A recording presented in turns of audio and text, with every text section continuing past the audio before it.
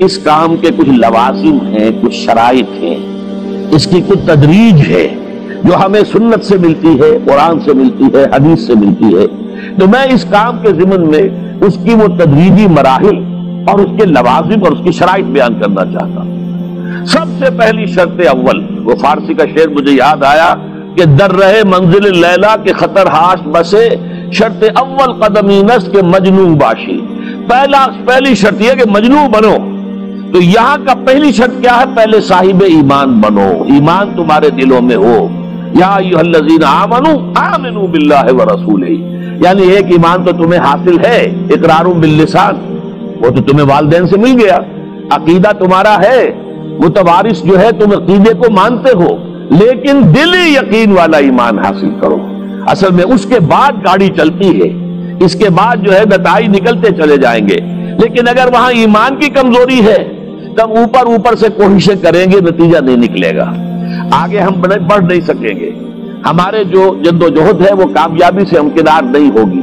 اس جیسے ہی ہے جیسے ہم درخت لگانا چاہ رہے ہیں جس کی جڑ ہی نہیں ہے، آپ زمین کھود کر درخت جو اس کے اندر گاڑ دیں گے تو زمین تو نہیں پکڑے گی اس کو، وہ تو نیچے سے جڑ ہو اور پھر درخت جو ہے اس سے ابھرے، تو وہ ہوتا ہے کہ جس کے لیے یہ سمجھیے سرسبز درخت بنے گا۔ اس حوالے سے سب سے پہلا قدم کیا ہے؟ ہم اپنے گریبانوں میں جھانکیں، اپنے دلوں کو ٹٹولیں، وہ یقین والا ایمان ہے یا نہیں؟ اگر ہے تو اللہ کا شکر ادا کیجیے، تہنیت، مبارکباد، اور نہیں ہے تو پہلا کام یہ ہے کہ اے ایمان کے دعوے دارو، ایمان لاؤ جیسے کہ ایمان کا حق ہے۔ یقین اللہ کی ذات پر، اس کی صفات کمال پر، یقین مرنے کے بعد اٹھنے پر، بعث بعد الموت اور حساب کتاب، یوم حشر اور جنت اور دوزخ کا یقین، فرشتوں کا یقین، وحی کا یقین، قرآن کا یقین، کتابوں کا یقین، نبیوں اور رسولوں کا یقین، اور محمد الرسول اللہ کا یقین صلی اللہ علیہ وسلم کہ آپ آخری اور کامل رسول ہیں اللہ تعالیٰ کے، خاتم النبیین بھی ہیں اور آخر المرسلین بھی صلی اللہ علیہ وسلم۔ یہ یقین پہلے پیدا ہونا چاہیے۔ تو اب ظاہر بات ہے کہ جب میں نے یہ بات اتنی بڑی کہی ہے تو پھر مجھے یہ بھی بتانا چاہیے یقین کہاں سے ملے گا، کون سی دکان ہے، سپر مارکیٹ کوئی ہے جہاں پر کہ یہ جنس بکتی ہو؟ پہلی بات تو یہ ہے کہ اس کے لیے آسان ترین طریقہ کیا ہے؟ صاحب ایمان کی صحبت اختیار کرو۔ جیسے آپ بھٹی کے آگے بیٹھیں گے تو حرارت پہنچ جائے گی، آپ برف کی سیل کے قریب بیٹھے ہوں گے ٹھنڈک پہنچ جائے گی۔ اگر صاحب ایمان ہے، کسی کے دل میں یقین والی بھٹی دہک رہی ہے، تو اس کے قرب سے آپ کے اندر بھی یقین پیدا ہو جائے گا۔ دوسرا طریقہ یہ ہے کہ شریعت کے احکام پر عمل کیے جاؤ، کیے جاؤ، کیے جاؤ، کیے جاؤ، اس عمل سے بھی یقین پیدا ہوتا ہے۔ یہ دو طرفہ معاملہ ہے، یقین سے عمل پیدا ہوتا ہے اور عمل سے یقین پیدا ہوتا ہے۔ جیسے آپ کہتے ہیں وشیس سرکل، بری شے ہوتی ہے کہ ایک چیز ہے بڑھ گئی تو پھر اس کے اور خرابی بڑھ گئی، اس سے پھر وہ پہلی خرابی اور بڑھ گئی، پھر وہ اس سے اور خرابی بڑھتی چلی گئی۔ جیسے پیچ آپ کہتے ہیں ہر چکر کے ساتھ وہ پیچ آگے بڑھتا جاتا ہے، اسی طریقے سے بھلائی کا بھی ایک سرکل ہے۔ ایک نیکی آپ کریں گے آپ کا ایمان پیدا ہوگا، اب آپ زیادہ نیکی کریں گے تو اب اور زیادہ ایمان پیدا ہوگا، تو یہ دو طرفہ سرکل ہے۔ اور تیسری بات جو ہے، خاص طور پر فہیم، ذہین، انٹلیکچوئل لوگ، سمجھدار لوگ، اور آج کی دنیا آپ کو معلوم ہے کہ ہمارے نوجوان طبقے میں بہت بڑی تعداد ہے بہت سمجھدار لوگوں کی، اس لیے کہ ان کی معلومات کا دائرہ بڑا وسیع ہو گیا ہے۔ جدید دنیا میں جو علوم ہے ان کا ایکسپلوژن ہے، دھماکہ ہو گیا، اتنے علوم پھیل گئے اور اس کے اثرات ہیں۔ اخبار بین لوگ بھی جو ہے وہ بھی ایک طرح سے ہر ایک ان میں سے فلسفی ہوتا ہے، آپ اس سے ذرا بات کر کے دیکھیے، وہ اپنے فلسفے بگاڑے گا، اپنی رائے دے گا، معلوم ہوتا ہے کہ شاید سب سے بڑا سیاسی تجزیہ نگار یہی ہے۔ لہذا وہ لوگ کہتے ہیں کہ ہمیں تو وہ بات بتاؤ جو ہماری عقل کو بھی اپیل کرے۔ یہ جو معاملہ ہے وہ ایمان جو عقل کو بھی اپیل کرے، اس کی سوچ صرف ایک ہے اور وہ قرآن حکیم ہے۔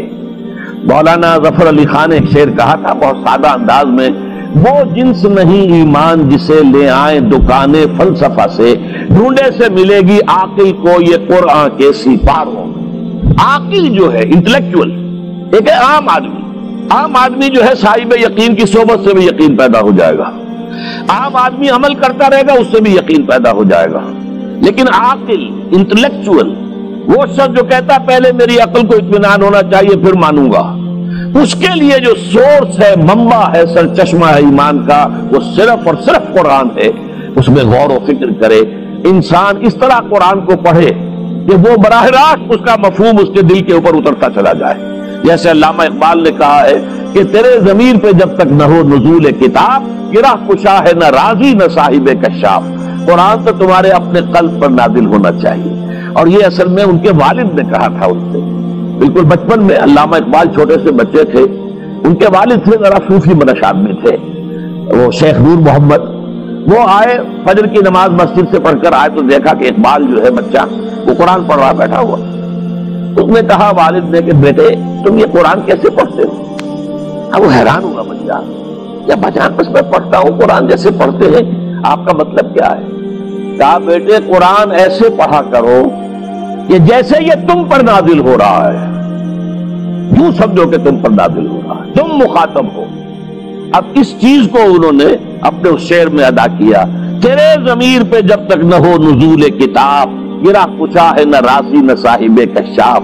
جیسے یہ قرآن قلب محمد پر نازل ہوا تھا، فَإِنَّهُ نَزَّلَهُ عَلَىٰ قَلْبِكَ، جبرائیل نے یہ اے نبی اے محمد آپ کے دل پر اتارا ہے۔ تو جب تک ہمارے بھی دل پر نہیں اترے گا تو قرآن مجید جو ہے وہ ہمیں انسپائر نہیں کر سکے گا۔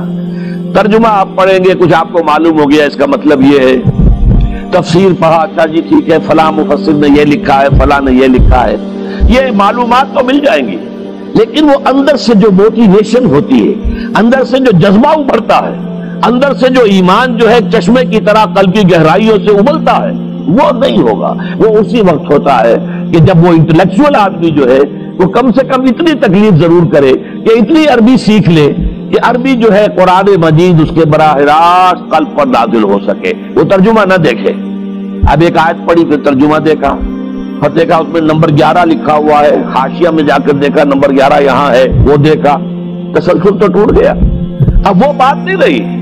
اور ترجمہ جو ہے وہ سبھی جانتے ہیں، دنیا میں ہر بچہ بھی سمجھ لے گا کہ غالب کا کوئی شعر ہو اور وہ آدمی پڑھ کے جھوم جاتا ہے کہ کیا بات کہی، اسی کا انگریزی میں ترجمہ کر دیجیے، اب اس میں کچھ بھی نہیں۔ آپ نے مفہوم تو بیان کر دیا انگریزی میں، لیکن جو تاثیر ہے اس غالب کے شعر کی وہ انگریزی میں منتقل نہیں ہو سکتی۔ تو قرآن مجید کا کچھ نہ کچھ مفہوم تو ترجمے سے معلوم ہو جائے گا، قرآن کی تاثیر ترجمے سے نہیں حاصل ہو سکتی، تفسیر سے نہیں حاصل ہو سکتی۔